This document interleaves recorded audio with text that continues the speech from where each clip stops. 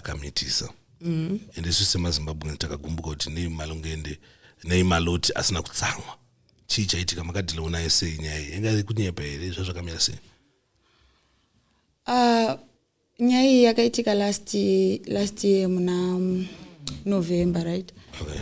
Makanditira utsinye wati you know musikana uyo achisenda mamessage ndobva ndamusendera message paWhatsApp. Okay. Ndobva ndamuti zveni WhatsApp chichi are you safe zvikanzi saka ungoziva kuti tiri kuti chihureka chinenge chakaitika nditi munhu anenge ada kutiraya kuita sei kudrowa kana kudisguise kushoot but musikana uyu ndo zvaindi-explainera but zvezvezvo kuti kachihure chabatwa ka saka unongoda wapabata.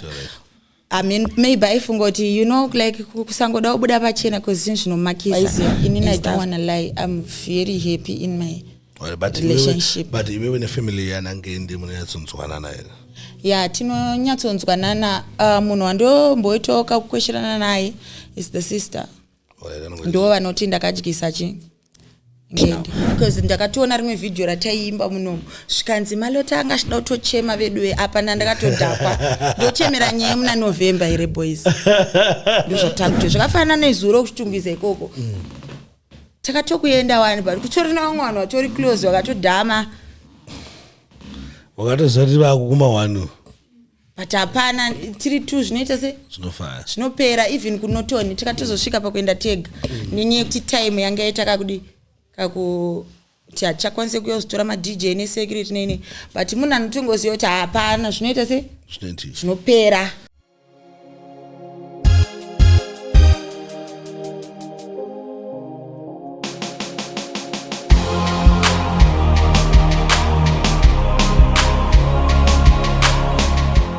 Right, muri Zimbabwe mandenya mangoma mamanzwa right now ndada ndimbokurukure timbonzwe because last time ndakatara na Maloti achingobva kunoku then zvakawanda zvakabva zvatanga kuitika pane nyaya dzenhumbu dzanzichitaurika saka tina kuzonzwa kuti zvakaitsofamba sei because vanhu vaitarisira kuti Maloti aite hasha and takadisappointika semazimbabwe kuti kwakutadza kuti hasha sei zvinhu zvakadai zvaitika saka yatsonzwa kuti chii chaizvo wai asina kuita hasha but still guys tatanga nyaya guys ndofamba kuona ndakachena ndafonwa nhasi naGules Minox we-Ice and Roses vakandi DJ Sparks nasidamboti mumboro we-Smart ndofamba kuona ndakachena kudarika mazuva ese then ndimusikana ndambokupai 360 but still kana pachinge muchizodawo smart akafana iro makasununguka kwabata panamba dzavo dziri kubuda pascreen then mobva maita mutactic wacho. Maloti uri sei hanzvadzi yangu? Hapana brethren, mukuita sei? Long time hamusi kubatika.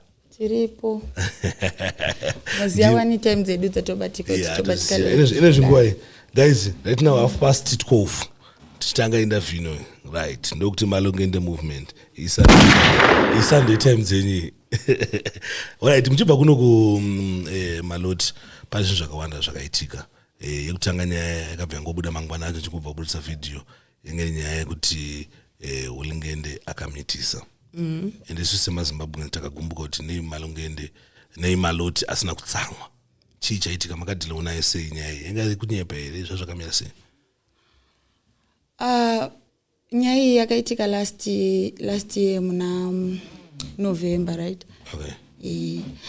Ndakaenda kuMessina kushow. Okay. So but that time we were like having problems. All right. Aenda kuMessina kushow kya so musikana uya vakadzoka naye. All right. Wanzwisisa. Then vadzoka naye kudaro ndobva vamuendesa kumba kwemumwe musikana so anonzi Ashley. Okay. Musikana iye anodanana na Prince. Munhu akaenda South Africa nangende ishamwari yangu anonzi Prince. Okay. But he's married. Alright, Prince. So ndiyaidanana na Ashley. Alright. Ashley uya akambobuda pa live na Holy 10. Anta achinzi baby girl anita zvekubuda pa ma videos. Okay, ndivixeni. Mahure avaiziva. So aendesa musikana wake ngenda akabva auya kuzonditora right ngenda akabva kuzonditora the following day. Okay. Auya kuzonditora kudaro akabvarara handiti musikana uyoyo ndobva asenda message paTikTok. Alright. Ndobva asenda message paTikTok yakanzi I'm now this was like 3 days after vadzoka. Okay. Ndobva time stranded chichi makanditira utsinye wati you know musikana uyoyo achisenda mamessage. Ndobva ndamusendera message paWhatsApp. Okay. Ndobva ndamuti zveni WhatsApp chichi are you safe zvikanzi saka ungoziva kuti tiri kuti chihureka chinenge chakaitika nditi munhu anenge ada kutoya kuita sei kudrowa kana kudisguisa but then iye munhu wekuti ini ndakatotaura naye chichomuonesa kuti hapana ndoda kungoziva kuti ndikuziva like nyaya ndoda kunzwisisa kuti message yako I saw your texts aunga uchisenda. That's when she started saying vakomana ava ndikasangana navo kubhawa chichi then Prince akauya kwandiri akanditi vada unoshuta video kuZimbabwe. Vada undiburitsa pavidhiyo kuona ndobva auya kuZimbabwe kunoko meaning kuti kuuya kwawakaita kuno kuZimbabwe nemusikana uyu kwakuya kushoot no kwakusiri kuya kushoot but musikana uyu ndo zvaindiexplainera but zvazvo zvekuti kachihure chabatwa saka unongoda wapabata I mean maybe aifunga kuti you know like kusangoda kubuda pachena because zvinhu zvinomakisa and stuff and bandishikanzi vakanditi vada kundiburitsa pavidhiyo chichi but now I'm stranded because they left me with a heartless person. Musikana uyu akandindisa kubhawa ndikanoketywa whatever akutondiexplainera nezvemusikana uya ukona ndopa ndikabva ndamuti saka tell me the truth what really happened. You see zvikanzi vakanditi vada kuti ndibude pavidhiyo bva vauya neni kunoko handinazombo vakabva wandidhamba kunoko saka inini manje ndikabva ndamuti saka apa ukuda help yei waiziya zvikanzi ndikuda kudzokera kumba I'm from SA I need so ini ndikabva ndamuti tell me what happened. Did they sleep with you? Ndobva ati no they didn't sleep with me but ndingori stranded. Of course she was lying and it ndikati aiwa bo ndoda kutoziva kuti I need to know the type of person that I'm dating. Waiziya ndobva handiti aiwa maya ndikati saka uri kudei zvikanzi I need money like for transport. Ndikati imari you know ini ndaitofunga kuti maybe achataura mari yakawanda or whatever zvikanzi I need $30. Ukona so day iriri ndo day rekuti ngenda ngauya uzonditora nezuro wacho because ipapo ndandiri kumba kwesister yangu ndobva ndamumutsa bva ndamuti musikana uyu so ndobva atanga kuita sei ndobva atanga kuramba kuti maya watu waiziya like zvazvo zvekudrow so before musikana uyu after asati asenda message inini namba dzake ndakadziona ndobva ndamutexta ndichitaura ungengende ivo conversation yavo yange yakagumira paiti ndichauya mangwana chichindi nemarukazi. So inini I wanted to see whether they fucked or not. This is the previous day randakadzoka iyewo angangomuti ndichauya chichi handisi kukwanisa kuuya because of this mangwana acho futi so this girl anga chiri kutaura naye zvakanaka so ini ndopa ndakabva ndataura naye ndichitaura naye kungengende ndo machatsaya akazita se akazoburitsa iwaya aitaura neni azosenda inini pandakangoona kuti vaivapa vanhu vakarara vese and everything I didn't fight with this girl kana kumutexta ndichitaura samaloti ndikabva ndangosiya ona pandanyarara saka mangwana acho manje ndo pandikazomutextira through message yanga asenda paTikTok kuti I'm stranded chichi wakazomutextira samaloti after azosenda message imwe yekuti I'm stranded apa pandakataura pafoni apa ndaitaura nenhamba dzaAshley because inini Ashley ndomuziva you know but zvekuti daina ndiri munhu yauya asiri like calm ndegonotonetsa naAshley because munhu wandoziva so conversation yaitika yangeende nemusikana yaitika mufoni mani maAshley vanga vasiri kutaura pafoni yemusikana uyu saka mufoni yaAshley inini nekuti ndoziva Ashley ukona ndakabva nangoti arega ndimboona kuti chichikuitika because it didn't make sense to me kuti Ashley anza anani anangeende pakuti munhu andoziya plus ndaimbomuona futi ane shamwari yangu iyi. So mangwana ndo pandakazoita pandakazozvikloka kuti angataura nani nemusikana uya pafoni. Ndabva namuti saka bondi sendere madhitana atozo akandibatsira chichi because iye akazonetsana na Ashley uyu. Pakuti vanhu vauya vabva kudhamba nditi musikana uya ndobva muti let's go out chichi. So vasikana veve vanhu kuti vanotorarama neukechwa kwaakaendeswa. Saka musikana uya akabva enda naye kubhawa kupegola. I think ndokumbira mvura. I think vakaenda kuchihure koko here vaenda kuchihure kuya Ashley futi obva kumitira chitororo ofuchi musikana wereason anenge aendera kunde kuti awane mari transport yekudzokera kudeni. So she did it but amangwana akatanga kutaurirwa zvemaexpense to a point yekuti akuona kuti nini futi ndikaramba ndiri panapa I was thinking kuti ndangosacrifice kuti ndiwane mari yekudzokera but mari yacho yakutonzi wakazoshandisa chikati changu. Alright, ndomamira ngakaita nyaya. Saka anga stranded. Yokutozosvika pakunetsana nani na Ashley uyo. Ndobva abva kwa Ashley kuya ndopa akaenda kumukomana wangu kutaura wakandipa nhambo. Alright. Ukona. Inini ndobva ndatoti saka munhu zviri safe here kuti nditumire munhu ichi mari zvikanzi nditori mumba make angatori manheru. Saka ndichindoenda kuenda mangwana nditumire mari. You see, ndopa ndikabva ndatanga kutaura nangeendeka ndichimuudza nyaya yemusikana wayo aiziya. Ndikati inini chinhu chakandibowa when I was telling this girl kuti I need to know the type of person that I'm staying with. Ndichekuti I don't see any point yekuti unotora hure iwewe handiti watora hure wobva wada kuriita rafu nekuti hure. Munhu anofanira kungobatwa zvakanaka because handiti ndimamutora. You get my point? Right. So you know men, I don't know how a man's mind operates. Maybe it's because of vamwe vakadzi vanhu yekuti vanogona munhu anogona kuda kuprove love achiita mumwe munhu sick.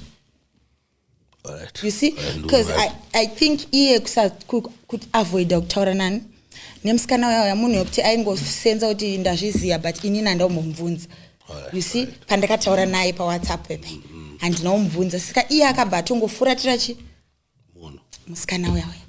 So maybe anga asisina chance yekuenda ikoko here or I don't know zvazvangozviongota.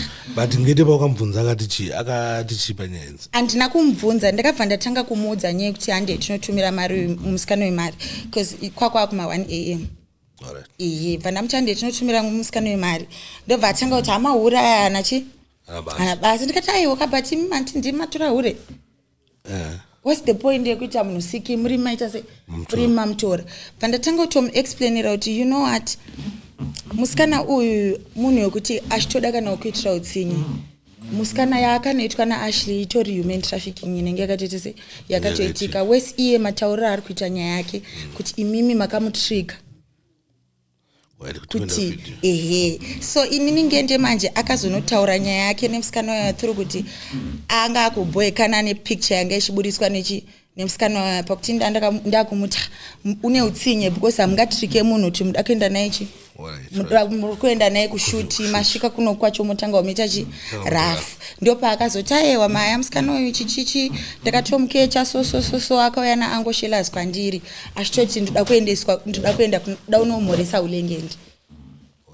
You see, saka meaning kuti musikana wayo aini 9 nyepera saka ngenda akabva ndiudza chokwadi ndikati but still iwewe chero waona kuti ndaziya kana kuti wangosade zvekuramba uchiita nemunhu yeye waifanira kungomutumira mari because inini said I didn't understand the logic behind kusampa mari because inini mararamira atinoita nangeende right now mari yakawanda yatinowana ndiyano like imari yangeende yemabookings and whatever even mabookings angu anoitwa nangeende ukona kana mabookings angu achiitwa nangeende it means inini I'm not the one who controls the finances in our home.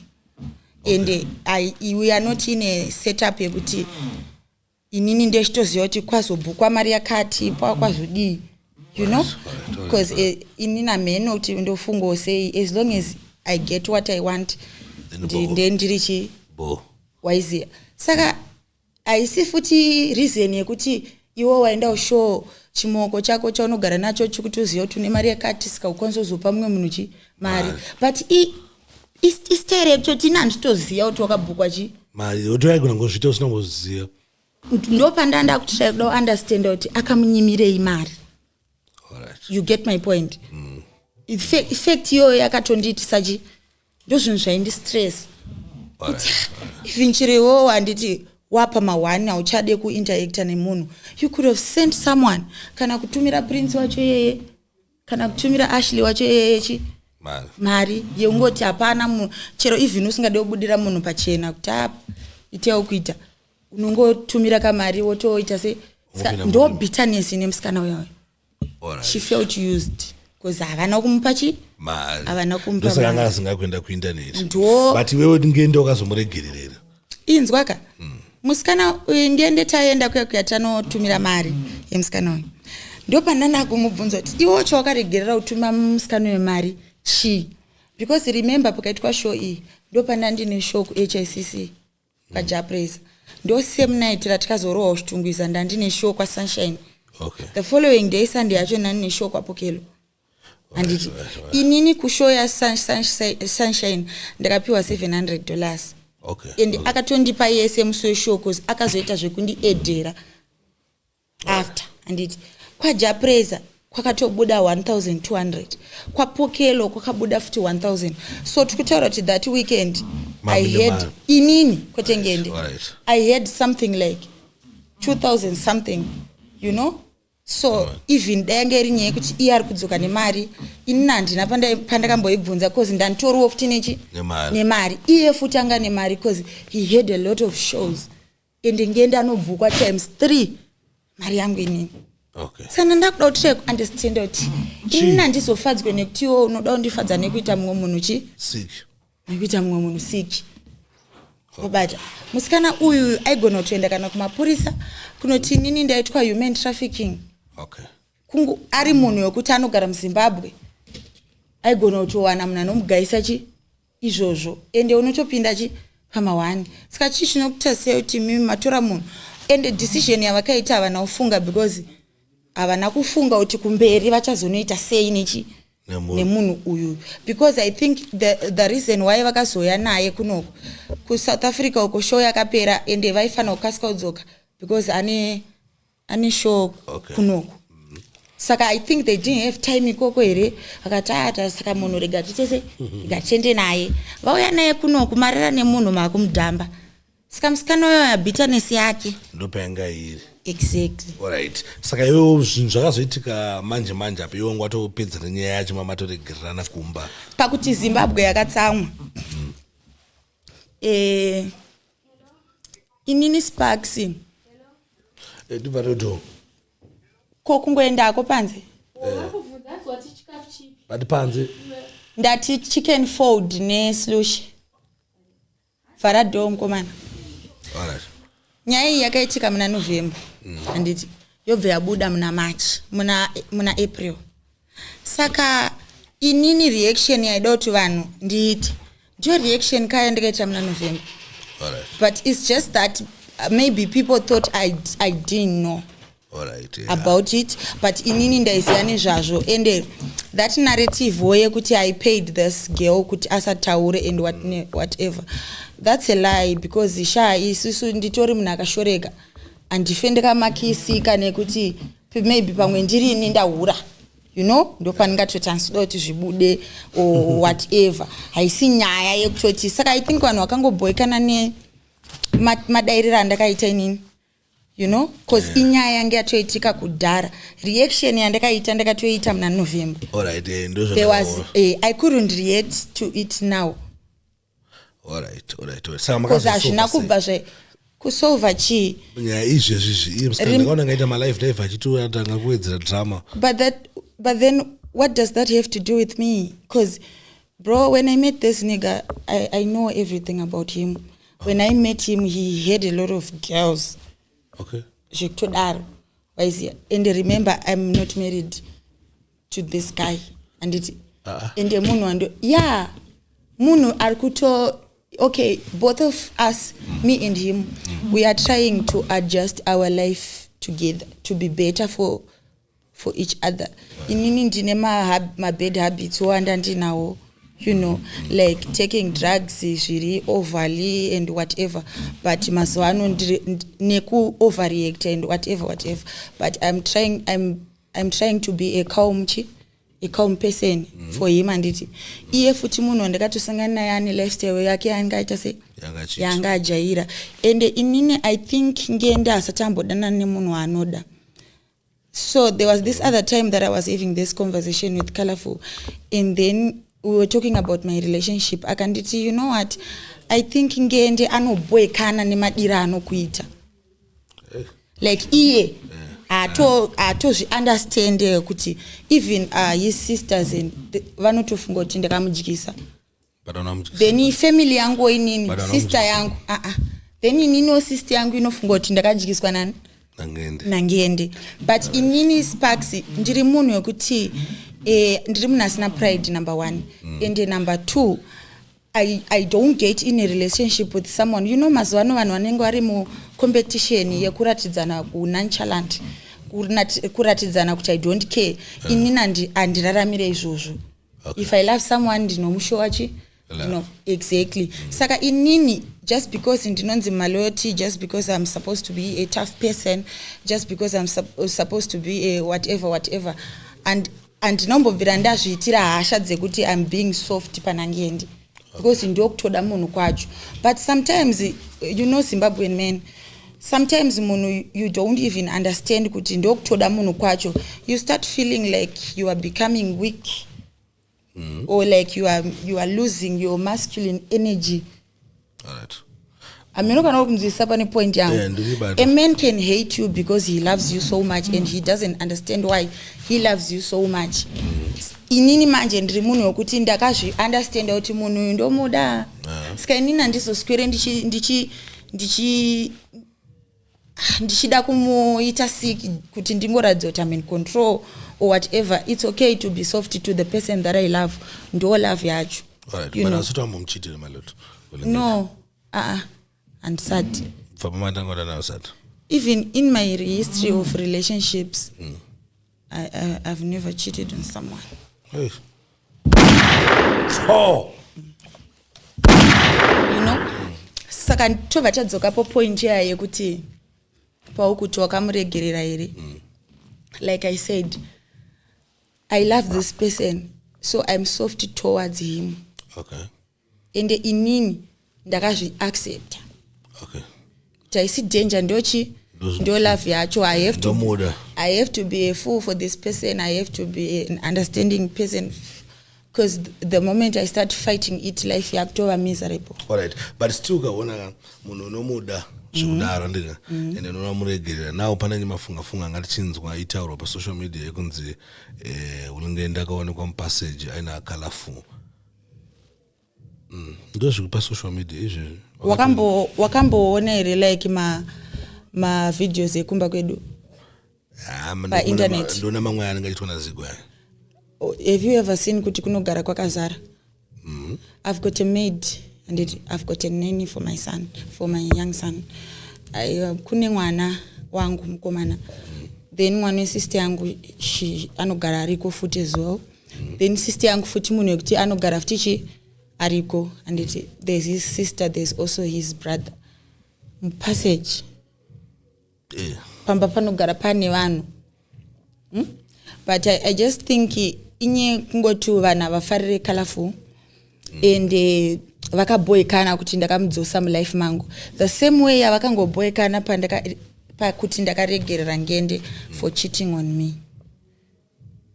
Okay. So it's just kastera keke kuti vanhu vanongoda zvakadara zvinobva zvamboitika. No, azvinombobvira inini ndinaye Colorful wacho.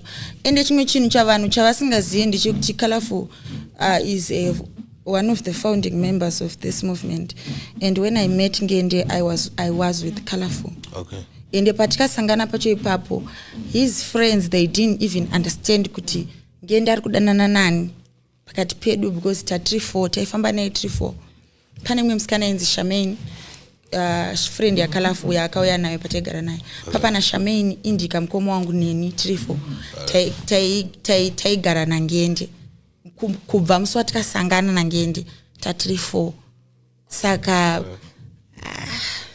those are base vanhu vanofunga kuti handiziye Kalafu right but Kalafu nganzo muregera but then kana uchiti ndiregerere munhu ka it means kuti ndakamutsamwira. I was never mad at her. Okay. And I always checked up on her. All right. And I always knew that she was going to come back. Oh. Yeah. Why? Nezvaita pa my life. Ndaiziva kuti anodzoka because inini chinhu chakaita kuti ndimutore in the first place. Aidanana naMbida. Anditi but Mbida uya yaimbata rafu like nyaya yandanchataure kwaNgende kuti autore hure kaozoda urudza chihure munhu ngaangobatwe angobatwe zvakanaka so inini andina kufarira Mbida matritraitani Kalafu anditi then inini Kalafu ndava naye munhu yawe kuti she also thought kuti inini ndimfarire anofana kunditengera kana madrugs or whatever zvekuti akauya kumba aigonotomuka makuseni achibuda through pressure yekuti ndo lifestyle yavo yavajaire yekuti vanhu vanongomushandisa. Alright. Kuti saka iye aitofungawo kuti inini ndozvanoita inini ndotozotanga kutooneka kuti but apa pakutoitwa chihure kapa pakutodai pakuti aiwa mufana wangu hapana shaukone inini kana nchifarira munhu ndinongoita se ndinongomufarira sava mugara mese kana kuti anenge achingobatika muraundi. Okay, so apa paakadzoka apa paakauya akaposta video waiziya achiti ndoda kudzokera kuna Namaloti chichichi then I contacted her ndobva ndamuti uya vataenda vatanomutora naNgende kwaMachipisa vatauya kunoko then iye munhu wekuti anoita business right like I told you kuti I told her business anoriita anditi but panga pachiri neissue yoyo yekuva surrounded by vanhu vasingakufarire ende chinhu chakamutrigger kudzoka kwandiri it's because anga kufamba na Kismo right then Kismo Kalafu's got a good heart then Kismo abva asungwa Kalafu abva atanga kushandisa mari yake ashida anditi then she didn't pay her rent then Kismo came out Kismo akaitawo dhiri raakaita abva atotizani Kalafu. So zvinhu zvekuti akangofila kuti zitori nani hangu ndiite sei ndidzokera hangu kumba nekuti anoziva kuti hapana chero ari mudown chero ari chii you know I can always welcome her back saka panyaya yehembe paipai inzwa panyaya yehembe inonzi nevanhu Kalafu anopfeka hembe dzangu Kalafu she doesn't wear my clothes onzwisisa but kuleka guidance yekusagona kushandisa mari. Okay. You get my point like why are you not buying clothes? Why are you not buying a wig? You mari yacho unayo. But it's because these people that you are surrounded by havana mari. Sika iwo ukabata mari vari kuda kuti utenge madrugs uvatengere chakati hauchawani time yekuzvitengerawo zvinhu zvako but mari atori nayo anotoibata you know so the reason why ndakazomuti dai wambogara it's because she was staying ku Glenview 7. Okay. Ende iye munhu yokuti futi chira akatamba nevanhu vanozotanga futi kumitra akajealous because munhu ane lucky you know but inini ndoononge lucky rake it comes because she's got a good heart behind that persona yechichi you know people judge people from social media vasingaiti se vasingavaziye onzwisisa so we are in the process like I'm helping her to stay with her son. Okay. Sister. Right.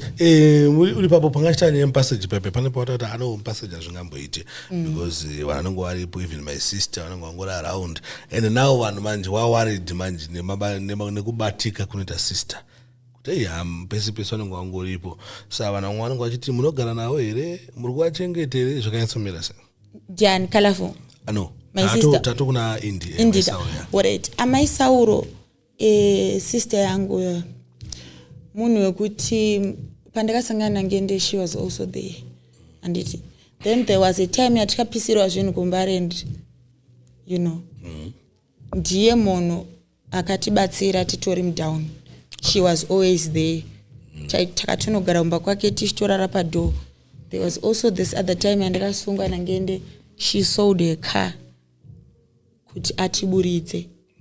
You get my point? Like zvandiringotaura ipapa kuti vanhu vanongogona kungotanga ngoti ko Kalafu ari kudei ipapo vasinganzwisise kuti inini ndine zvinhu zvandinokoshesa ukuona. Sister yangu uya she doesn't benefit anything from this movement. If anything isusu titori mulife market totomitisa loss. Okay. And I don't stay with her.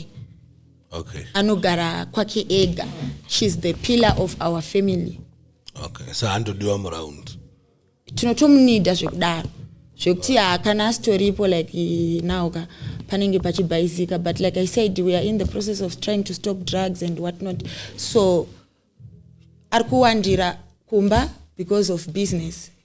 We are training kuti timukoma kusenti tidai like I told you takuita zvemacourses glow up yakatipa maspace mashops awe kuisa ma products edu, you know. So ndo zvinhu zvari kunyanya kuconcentrate nazvo, and your son also got signed by Cosmo Products.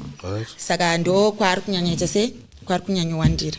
Saka ndinoda kuti tidzokere panyaya Kalafu ndibva ndaita se ndanyatsopa jekesa.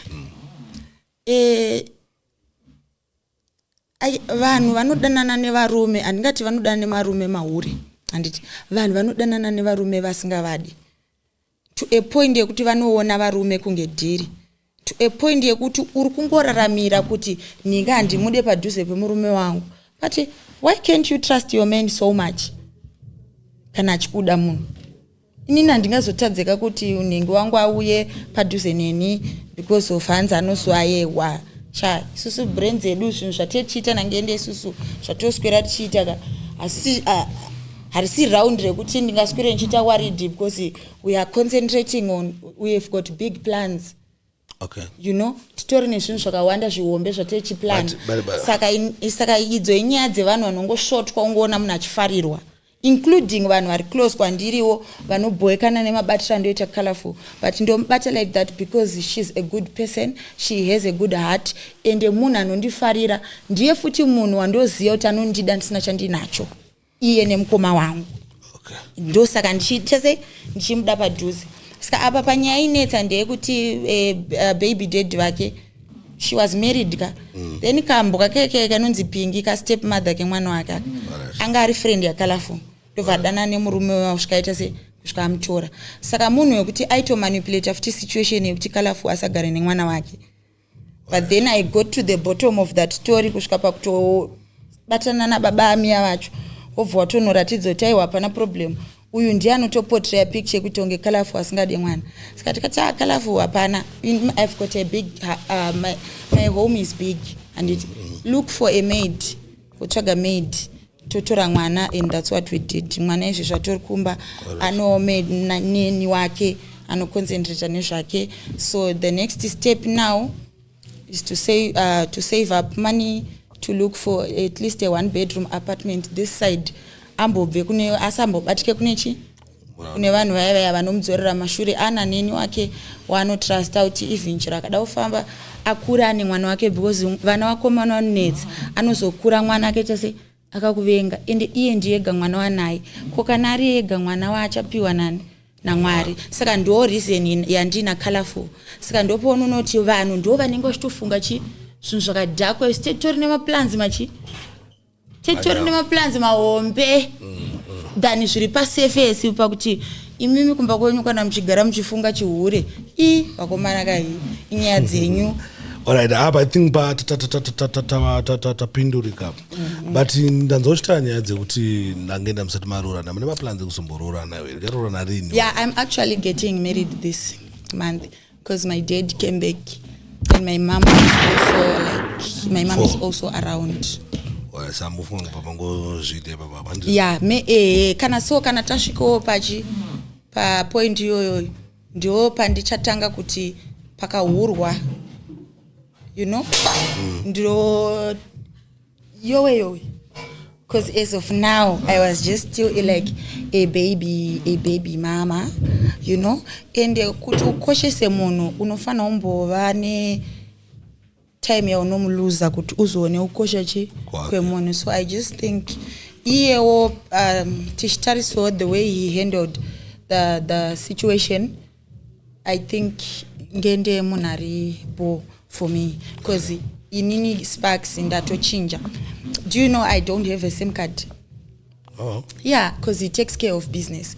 Like he takes care of me. He brought out my feminine side that I didn't even know could need this feminine side. Because always, even in past relationship and whatever, I always had to be the one who is fighting for the relationship, the one who is hustling for the money, the one who is whatever, you know. But ingende muno kuti anondikoshesa, anondibata zvakanaka. He spoils me. He actually treats me like anotreata unge baba vangu right ingende, you know. Yeah. So inini andizo ndinokoshesa zvinhu izvozvo, and seeing kuti munhu uyu achinja in 2 years, tichi consider ne pandakambosangana naye nei. So waiziya, inini I don't want to lie, I'm very happy in my relationship. But iwewe ne family yana ngende munonyatsonzwana naye? Yeah, tinonyatsonzwanana. Munhu wandomboitoka kukwesherana naye is the sister. Ndo vanoti ndakadyisa ngende. Alright, ndo pana nyaya yawo. Nekuti anondibata zvakanaka. Apa handiti mudhara ndimuprofite aiona kuti mwana akadyiswa. Wanzwisisa, but chimwe chinhu futi chisinga understand vanhu Sparks anditi ndechekuti iwo kana uchiti Maloti akadyisa ngenda nditi chimbotraya kuinvestigate kuti kasi Maloti wacho hadiwo ngendere. Inini ndotoda ngende zvekutodaro, ende family yangu inototiwo ndakaita se inototiwo ndakadyisa. But imwe warika ine maZimbabweans ndeyekuti zvoni ngende anowana neposition yake sababa, unomurespectere sababa, unomuteerere sababa. Yes. Then like I said, I don't even have a SIM card. Ngende ndiye anoita mabookings angu. Ngende ndiye anobalancisa zvinhu zvebusiness rangu. Ngende ndiye anodriver. Ever since I met Ngende, I've never driven a car. Akanditengera mota kasi asandamboidrive. Alright. Because it's not even zvinhu respect, because when you are being treated zvakanaka, submission comes naturally. Okay. But then vanopesanisa kubikirana sadza nekurespectana. It's just that inini ngenda hadi kuti ndite zvekutsvaira mumba because he can afford a maid and a nanny. Wanzwisisa? Ngenda hadi zvekuti ndibike sadza because iye wacho haadi zvesadza. Ngenda anoda superstar lifestyle. Like life yake ndiye kungoswera achitenderera achipinda marestaurant trying new foods. Ndo life inodani ngende. So chinenge chakuitiko pana sisi wake ndechekuti vanenge vauya nditi ende nenyaya yekuti inini handisi munhu wekuti ndikanetsana ngende ndinoda kumuparadza kana kudestroy kana kuti kumunyadzisa because munhu wandoda. Saka just because inini handiende kwavari ndichicomplaina kuti tete vanofunga kuti inini nemukomana hatina machi hamuna ma-issues. Ndosaka vachizoti Maloti akadyisa ngende nekuti inini handiende ndichicomplaina. You know, people want to bond netrauma. Kuti pawacomplaina kuti ndanzwa itete oti ngatifambei muroora, ngatizodai so, ngatizodai ndazonyimwa mari, vanhu ndo ka lifestyle kavanoda. Saka vakaona munhu asina nhamo idzodzo vanotanga kuti akadyisani Murume. Akadyisa murume. Alright. But chikangoitiko pana ngende kunzwanana kwedu kunzwanana kwangu naye. Okay. Right, but still kama ma streets zvone ma videos nema pictures ari kutenderera izvezvi makashama. Ko zvaitwe why hembe idzodzo ndinotodzitengerwa nangende. You know what, vanhu ma hypocrites. Mahura aya anorara nevanhu 100 ndo anenge achikujaja for kuti munhu aona garo rasingakwanisa kubata. Alright. Same nevanhu vanojaja wazotaura kuti mata, but kutorarama nekuidya, kutorarama nekuitengesa. You know, I'm with my man. Ndakashama. with my man. And remember kauti isusu tiri ma-celebrities. Atifambe netsoka number 1. Number 2, atifambe. Pepe ataitoenda ku private function. Patata kutoenda uchitown tikatochinja. I was dressed for the occasion. Yekwataienda. Aenda nezvozvo. Exactly. Ndo pfeka zvandiri comfortable nazvo nezviri comfortable nazvo munhu wangu. Zvimwe zvese hazvina basa ende iyewo haana basa nazvo anotonditengera because anoziva kuti inini handizi hure. Hani ndakakudza kuti kune mahure anomwa Fanta anosunga mazambia. Like my wife material waya anobuda kwa DNA kuya kwa Mugabe. Wakamboona pane kana bad here pa. Kana kuti ndiwa aya masomba mahure ari soba anomwa Fanta. Ndo amunongoona isusu ana maloti mahure atina maskanda emahure echihure tingatohurirwa kuti kuhura ayewa. Amuhure. Ayewa tisi mahure. Kufamba takashama ingaita sengaita but nai apology takaiona takainzwa. Samainzwa seko mutoro wangoma novela taiti kudara mukunzo seko na matamu. Chiona manje zvinoitika mulife yangu naNgende. Inini naNgende torarama freestyle. Okay. Meaning kuti all of the things that we do we don't plan. Just like mawira atazoita panapo. But facts uri kwere wakambozvonera kuti every time yatinotrya kuda kuita appointment ye-interview hatiuye. Saka ndakatozoona kuti ayewo konapo zvinhu hazvidi kuplana wapabata. Saka chinenge ndakanganwa kuti kutaura nezve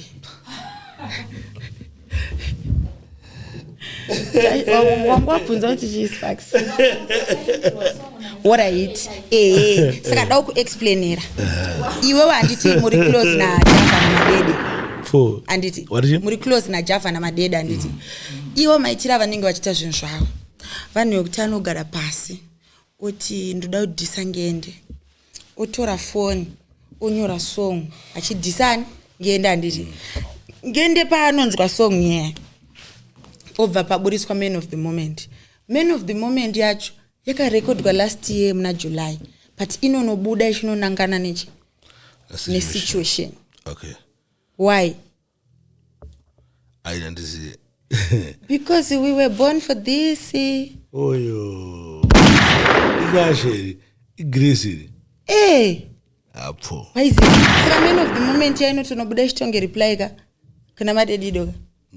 Iyo pa anono try kuda unoita imwe reply ka.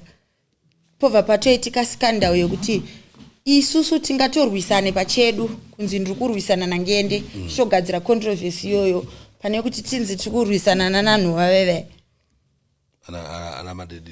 Tikatogadzira kadrama redu rikatobudirira wani tikatoona kuti ayewa ka ende song yaya chingonzwisisa baby Ngende akaiimbira musikana wake ainzi Lisa. Ukaichaga pa YouTube you see him ane musikana ye akada kufanana neni. I think because he has a type and it akaimbira musikana ye song ari form 1. Musikana ye angatori grade 6 ndiye munhu akaimbira song ye yainzi You Know What Lisa and it then yekuti waponda moyo akaiimba ku South Africa last year pachigunduru cha Jehovah Singles Collection. Party yangu inini yekunzi asima kuda ndiye aitoimba sezvairi because he's an artist. It's not always panoimba nezve life yake anogona kutoimba ye reggae. Exactly. But wonaka musi watikaenda kwa Oskid right musi watikarekodha chingonzwisisa baby ndo dera ndayekuti tiri kustudio ratikanonoka kusvika patinonorara patinomuka tiri munzira kuenda kuvideo shoot ndo panotanga kadrama remusikana. So it's not planned. Something chizongoitika chinomecha hazvisi zvinhu zvakarongwa.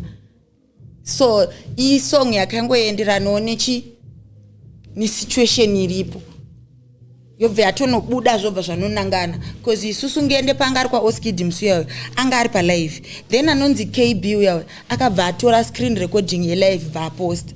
Saka akabva aiposta achiti Ngende apologizing to Maloti. Ispa tikatozomuka kana tichitomuka manheru tikatomuka sound raptitenderera tichitoenda futi kushoot tisingatozive futi kuti song yakutotrenda tichipedza ushuta Alec ndo pakati arega nto edit tiburitse song yabvenda pa number 1 then waponda moyo that song yakasponzwa na Zigo. Alright, And that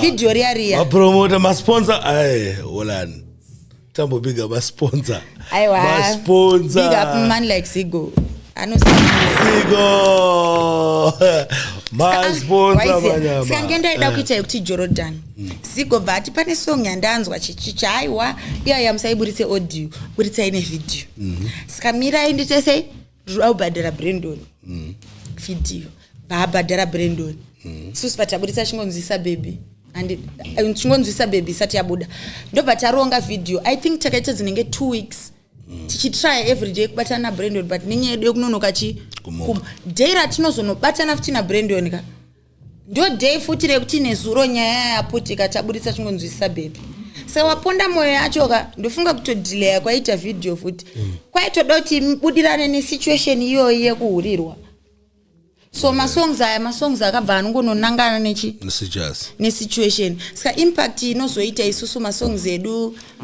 kudarika mamwe maartist ndiye kuti vanhu vanenge vachitonge it's a storyline they can relate zvinobva zvaita emotional because ndakatoona rimwe video rataiimba munomu zvikanzi Malota anga achida kutochema vedu apa ndakatodhakwa ndochemera nyaya muna November ire boys Sapana ndakatodhakwa aiwa zvachemera nyaya muna November ire akuzochemera nyaya muna November zviti I think ndozvizvangoitika nyaya yakapotsana papenyaya time kuti vanhu vanzwise kuti zvinhu zvakaitika rini zvazobuda rini but musikana aiti tange nyaya ichinyowani akati akataura kuti zvakaitika muna November akati I'm 4 months pregnant but haunongoziya kakuti kunenge kwakutsvagochi munhu kunenge kwakutsvagoka kuda kutaurwa newe kana kuita sei zvinongendani vana vakawanda saka ukati une nhumbu unongonzi zvara anangangenda I think 6 saka it won't come as a shock waiziya because pandakatosanganawo naye waiziya akere 5 actually he had one on the way waiziya saka kuzo reaction yaida kuti vanhu ndiita isiriyo reaction yandakaita se inini Sparks handisi munhu anoraramira kuda kufadza vanhu kana ndichida munhu ndinomuda andanguva yekudrowa do you still remember pandikaenda kuStar FM Pepe chinoita interview yaWindsor Windsor akanzani ola akanditi Malota uchiri kuda Windsor here ndikati because I was telling the truth right iye ndobva aonererwa nehype yevanhu izvezvi manje ndiye akumama ari kunditsoma life yangu izvezvi ari kutsoma zvakutsoma life yako sei parwarwa pepaya parwa parwa nenye kuti kunenye fake life yekuti unenge uchida kuraramira kufadza chi wozorarama nebitterness inini handizofurirwe kunzi netsanana ngende mutukirire inini nchiziva kuti ndoda chi but wati Windsor kutsoma angaita sei kubuda kuti mudanane ngati kutsoma kunditsoma kwekuti let's say ndikaenda pa live pane time yandikaenda pa live yagudo yaendisa mugudo vapinda ipapo vatanga kutukirira mu comment section even ukatarisa comment section yangu pa TikTok arimo arimo kokuti kuna se Alec ngende mukambo uri kubatika kupiko zvamai manje ndokupa $50 ufana kutondiudza kuti ngenda ri kuwanikwa kupi there was this other time yakauya futi kuzororo paziya kwakutouya nemamonya zvikanzi haundikunde kuimba iwe ndoda kukumamisa zvikanzi nekuti kandakuwirirana uyu zvikanzi uya da kuratidza mota dzangu kuti ndakatenga mota I think nyaya dzavanodanana idzi right I think izvi tataura kwenguva yakareba mene mune zvimwe zvamungade kudze muri Zimbabwe here nai Maingende konya yekushitungwisa ndaimirira baba inini ndida kungokuudza kuti vapfana vaya chiri kuvapa kuti vadaro chi because of course Ngende achataura nezvayo ake handiti but inini handiti vapfana vaya vaya kubva Ngende asati arira vangu vakangomaka alright vanhu vanofunga kuti vapfana wapa ivo vekuchitungwisa madedido nana libo vanhu vekuti vanofunga kuti ndingati chiko vanhu vanofunga kuti munhu anovengerwa material things you know but vanhu vaya vakatongovengera ngende kuti vanoziva kuti anovakunda kuimba ndosika vakatrya kusabotaja by all means kuti asaimbe chi mukati mwamoyo. Alright. Right. Ayo inini nyaya ikai dakumbonzwa baba kuti vakaitwa sei. Alright. Aiwa inini ndingati toda kutaura nezveko. Maybe I can talk about business. Maybe got business tichifara business. A business akamira sei last time takataura maita kuti muna lessons amuna kuita. Tiri kumaita. I are now offering my night classes as well. Then do you want my plans? Then like I said, I'm getting married this month to the love of my life. Ulingende. Yes. Baba wanengoma. Sa tell my steps. Isusu Sparks isha. Let me tell you something about me. If I'm happy, there's to fara shikudaro. Alright. And fake life. Fake kana usingafara usutofara. Aiwa kana nsiri kunakirwa andisikita se. Andikunakirwa but ukona chinitika. Zimbabwean women want you to relate to them so much. Apabata ndosika uchiona vachitanga kudrowa tunyoka twekuti brain dzakangozara varume uchatorerwa murume ndozvega. maZimbabweans anenge achiti baba ngenda anozoenda king ndosika uchitofamba naye kange wedwe samudoti afambe nani but ingendoende taingofamba tese wani kubva kudhara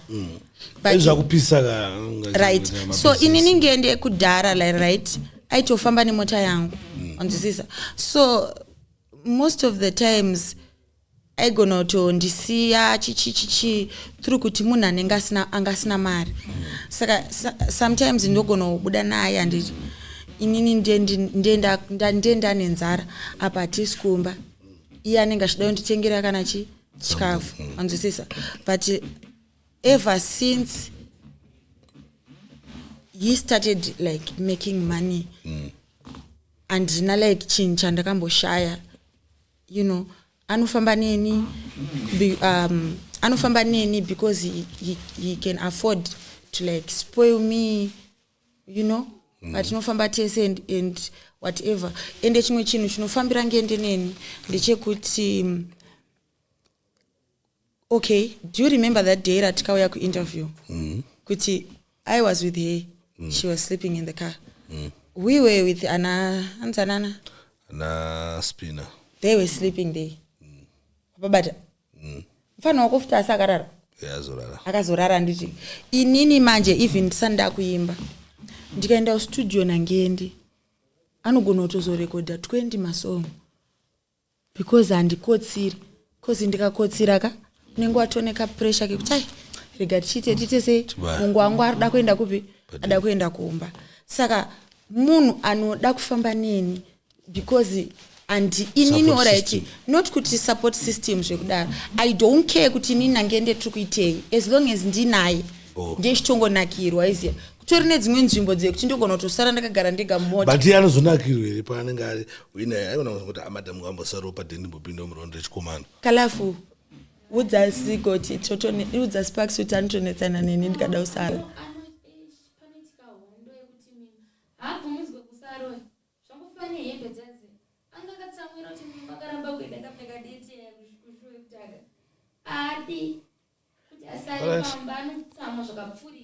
waiziya ende ngende kana aneni nini anotovhura hombe alright zvakafanira kuti inini kana sister yangu iripo ndinchionerero kuchitungwiza kuya kupatikarohwa bebe nesister yangu hana dzedu dzaitorova but ndine mwanamai vangu aiwa mwanamai handei tingatomamiswe ndo same thing zvinongoitika panini nangende. He knows that he can overcome anything as long as aneni then ikosouya mumwe munhu anoda kuda kuzvikombeya neni nematritiro andoitwa nangende yet haukwanise kuita zvandoita pakuti inini chero ndisanda kuimba handibhowekane nezvemusic ndozvifarira ende ngende akandimanikidza kuimba ndikasvika pakutoimba anozvifarira wapabata ndosaka futi achifamba neni because inini handina pandozomuti ndakubhowekana ndakuda kuenda ndiye ndingoripo Oskid akasvika pakutondiofa kundirekodha inini mahara turi kutongoona kuti nongoripo uri fully active ndichitoiso mind yangu kuti ndichitoconcentrata ukunzwisisa even muzvinhu zvisina basa waiziva kuti handisungirawo chamba chichi ndichimusungira chamba achidrive achitasei ndiye ndingoripo like handimuchallenge handimurwise mindset yake nei saka munhu wekuti hanyare kana undiudza anything because ini akatongoti chakati ndotosimbisana naye kuti aiwa bho ndozvatakutoita sei ndozvatakutoita zvakafanana nezuro rokuchitungwiza ikoko takatokuenda wani but kutori na vamwe vanhu vatori close vakatodhama wakatozati vakukuma wanu but hapana tiri two zvinoita se zvinopera even kunotoni takatozosvika pakuenda tega nenyaya yekuti time yanga yatakakudi kuti hatichakwanise kuyozitora madj nesecurity nene but munhu anotongoziva kuti hapana zvinoita se zvinopera aiwa iripo maloti ende thank you very much nekutaura nesu ndayatsona zvinhu zvakawanda zvakatina maquestions ende zvapindurika timbonzwe kuti baba vane ngoma hobo vari kupindura nepi. Thank you very much my sister. Ramba uchirova ndandi ramba uchirova ndandi ona ndandi dzongo dziruwa dzedze to ndandi dzacho ramba uchirova ndandi saka apa ndakuda kuburitsa mavideo because reason yandaisabudisira mavideo is because YouTube yangu ingesati yakwana ma-hours ekumonetize. Izveso YouTube yangu yakuita se yakumonetize. Saka ndakuchiburitsa ndokwanisa kubhadhara video ndichiziva kuti mari inodzoka pakuti YouTube yacho inenge yakupinza inenge yakupinza mari. Saka tichaona more videos andiko akawandisa especially pane mwe song so ayo yakaimba song yo andikunyepere. Anyway muri Zimbabwe tatina malot tichimbokurukura tichimbonzwa kuti zvinhu zvikuitika ma-streets guys ngatisupport Malongete movement to the fullest, Malongete movement to the world. With that we are